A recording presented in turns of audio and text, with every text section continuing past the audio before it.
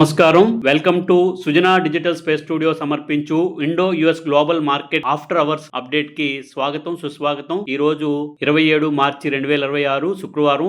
మనం చూస్తున్నది 25 బుధవారం నాడు మన ఇండియన్ స్టాక్ మార్కెట్లు క్లోజ్ అయ్యాక, అలాగే నిన్న 26 మార్చి గురువారం అమెరికా మార్కెట్ క్లోజ్ అయిన తర్వాత స్టాక్ మార్కెట్ లో ఉన్న డెవలప్మెంట్స్ ఏంటి, ఈ ఇండియన్ మార్కెట్ క్లోజ్ అయిన ఈ 48 గంటలు ఏం జరిగింది, యుఎస్ మార్కెట్ క్లోజ్ అయిన ఈ 12 అవర్స్ ఏం జరిగిందో ఒకసారి సింపుల్ గా మనం మాట్లాడుకుందాం.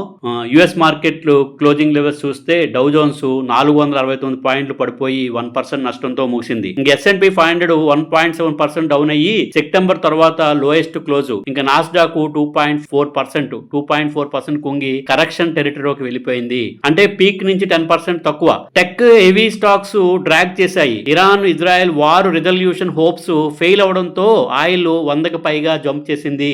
దీనికి ప్రధాన కారణం ఏంటి? ఇరాన్ ఇజ్రాయెల్ కాన్ఫ్లిక్ట్ లో టీ స్టాక్స్ ఫెయిల్ అయ్యాయి, ఆయిల్ ప్రైసెస్ పైకి అయ్యాయి, ఇన్ఫ్లేషన్ ఫియర్స్ పెరిగాయి, ఇన్వెస్టర్లు రిస్కాన్ గా ఫీల్ అయ్యి టెక్ సెక్టార్ మీద ఎక్స్ట్రా ప్రెజర్ పడింది. నాస్డాక్ కరెక్షన్ కన్ఫర్మ్ అయింది. యుఎస్ టారిఫ్స్ ఇండియా మీద 25% నుంచి 80% డౌన్ అయినట్టు ట్రంప్ స్టేట్మెంట్ వచ్చింది, కానీ మార్కెట్లు ఇంకా టెన్షన్ లోనే ఉన్నాయి. ఇంకా యుఎస్ టెక్ స్టాక్స్ లూజర్స్ అయితే నివిదా, టెస్లా, మెటా, మైక్రో వంటివి 3 to 5% పడిపోయి ఇరాన్ ఆయిల్ స్పైక్ వల్ల ఎనర్జీ స్టాక్స్ కొంచెం రికవర్ అయ్యాయి. ఇండియాలో ఇంకా మనం 26 చూసాం, ఆల్రెడీ మనం మాట్లాడుకున్నాం. ఇంకా గ్లోబల్ క్యూస్ చూస్తే యూరోప్ మార్కెట్స్ యుఎస్ తో పాటు సింక్ అయ్యి 1 to 2% డౌన్. ఆసియాలో జపాన్, హాంకాంగ్ రెడ్.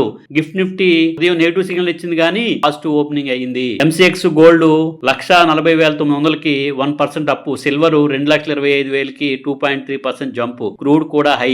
ఇంకా ఈ రోజు ఇండియా మార్కెట్ ఎలా సాగిందంటే, ఈ రోజు మన మార్నింగ్ మార్కెట్లు ఎలా ఉన్నాయంటే, యుద్ధం ముగింపుపై ఒక అనిశ్చితి. భారత స్టాక్ మార్కెట్లు భారీ నష్టాల్లో మార్నింగ్. సెన్సెక్స్ 1000 పాయింట్లకు పైగా కూలగా నిఫ్టీ 23,000 కనీస స్థాయికి దిగిపోయింది. ఈ భారీ పతనానికి కారణం అమెరికా, ఇరాన్, ఇజ్రాయెల్ మధ్య జరుగుతున్న యుద్ధం. యుద్ధం ముగుస్తుందా లేక మరింత తీవ్రం అవుతుందా అనే అనిశ్చితి ప్రపంచ మార్కెట్లని భయపెడుతోంది. గ్లోబల్ మార్కెట్ల పరిస్థితి అయితే మరీ బలహీనంగా ఉంది. వాల్ స్ట్రీట్లు నిన్న పడిపోయాయి. ఆ ప్రభావం ఆసియా మార్కెట్లపై కూడా పడింది. అదే ప్రభావం మన భారతీయ మార్కెట్ పై కూడా స్పష్టంగా కనిపించింది. ఇంకా పెద్ద షాక్ ఏంటంటే, క్రూడ్ ఆయిల్ ధరలు 100 రూపాయల నుంచి 107 వరకు పెరగడం. ఇది భారతదేశానికి ఒక పెద్ద సమస్య. ఎందుకంటే మనం ఆయిల్ దిగుమతులపై ఆధారపడుతున్నాం. ఆయిల్ ఇంపోర్టెడ్ కంట్రీ మంది. దీంతో మనకి ఇన్ఫ్లేషన్ పెరుగుతుంది, కంపెనీలకి ఖర్చులు పెరుగుతాయి, మార్కెట్ సెంటిమెంట్ బలహీనపడుతుంది. ఇదే సమయంలో మన రూపాయి విలువ కూడా చరిత్రలోనే అత్యంత స్థాయికి పడిపోయింది. 94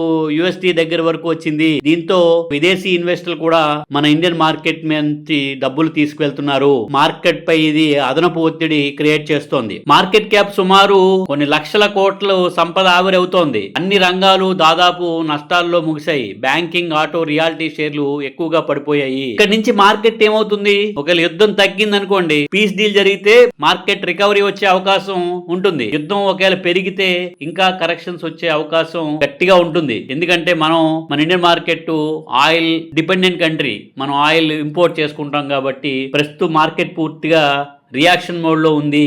డేటా కాదు, వార్తలే మార్కెట్ నడుపుతున్నాయి. ఇంకా ఎక్స్పర్ట్స్ ఏమంటున్నారంటే, ఇది రిస్క్ ఆఫ్ మార్కెట్. ఇన్వెస్టర్లు సేఫ్ హెవెన్ అంటే సేఫ్ ఆస్తులు ఏవైతే ఉన్నాయో డాలరు, గోల్డ్ వైపు మళ్ళీ వెళ్తున్నారు. వాలటైలిటీ 2 సంవత్సరాల గరిష్ట స్థాయికి చేరింది. అందుకే ఈ రోజు మార్కెట్ పతనం ఒక స్పష్టమైన హెచ్చరిక. గ్లోబల్ సంఘటనలు భారత్ మార్కెట్ ను ఎంత ప్రభావితం చేస్తాయో చూపిస్తోంది. యుద్ధం ముగింపుకు మార్కెట్ లో ఒక అస్థిరత కొనసాగుతోంది.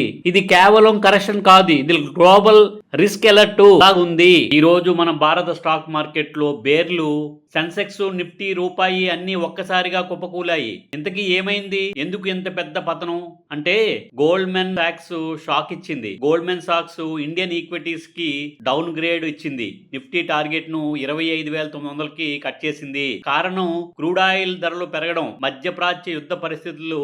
ఇది ఇన్వెస్టర్ లో మరింత భయాన్ని పెంచింది.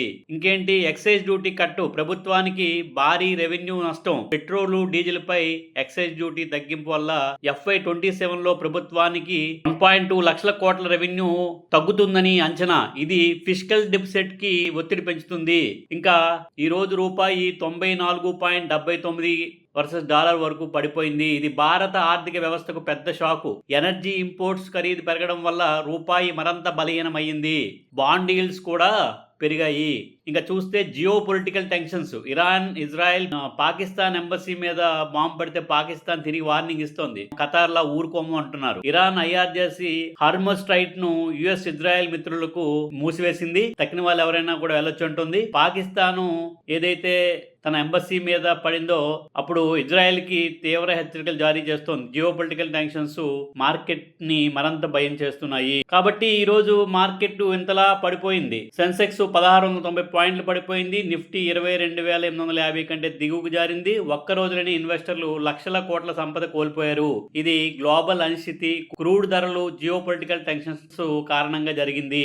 మార్కెట్ 2 రోజుల గెయిన్స్ కి పూర్తిగా తుడిచేసింది. సెన్సెక్స్ 1600 పాయింట్లు కుప్పకూడడం, నిఫ్టీ 22,800 కంటే దిగువన ముగియడం, ఇన్వెస్టర్లో భయం, అనిశ్చితి పెరిగింది. మొత్తం మీద ఈ రోజు మార్కెట్ లో బేర్లు వాళ్ళే రాజ్యాన్ని జయించేశారు. క్రూడ్ ఆయిల్ ధరలు, రూపాయి బలహీనత, జియో పొలిటికల్ టెన్షన్స్ ఇవన్నీ కలిసి మార్కెట్ ని కుదిపేశాయి.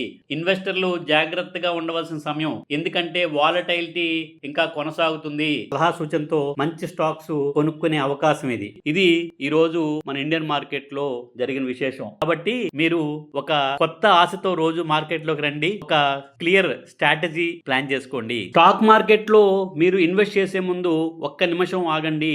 మీ సొంత పూర్తి స్థాయి పరిశోధన, రీసెర్చ్ చేయడం మర్చిపోవద్దు. ఇంకొక విషయం మీకు ఎప్పటి నుంచో చెప్పాలనుకుంటున్నాను. నేను కూడా ఏంజల్ 1 ఛానల్ పార్ట్నర్ని. కాబట్టి మీకు అవకాశం ఉంటే మీ ఇన్వెస్ట్మెంట్ జర్నీలో నన్ను కూడా భాగస్వామిగా చేర్చుకోండి. ఇటీవల నేను ఏంజల్ 1 స్టాక్ బ్రోకింగ్ ఛానల్ కి పార్ట్నర్ గా చేరాను. మీరు మీ ఫ్రీ డీమ్యాట్ అకౌంట్ ఖాతా కోసం మీరు ఇది గూగుల్ స్కాన్ చేసి మీరు అవసరమైతే నన్ను సంప్రదించండి. ఖాతా ఓపెనింగ్ లో గానీ ఏవైనా మీకు సందేహాలు ఉంటే నాకు కాల్ చేయండి. నాకు తెలిసిన సమాచారం మీకు చెప్తాను, లేదా నిపుణులు అడిగి సలహా సందేహాలు తీరుస్తాను. నా నెంబరు 9866996303. ఇక్కడ గూగుల్ స్కాన్ కనిపిస్తుంది కదా, దీన్ని మీరు స్కాన్ చేయండి. మీకు ఏంజల్ 1 లో డీమ్యాట్ అకౌంట్ పొందవచ్చు. మీరు నాపై నమ్మకం ఉంచి నా ద్వారా డీమ్యాట్ అకౌంట్ తీసుకుంటారని ఆశిస్తున్నాను. మీ అందరి సహకారం కోరుకుంటున్నాను. నేను ఎలాంటి ఫైనాన్స్ లేదా ఇన్వెస్ట్మెంట్ సలహా ఇవ్వడం లేదని ఖచ్చితంగా చెప్తున్నాను. నేను సెబీ రిజిస్టర్డ్ కాదు.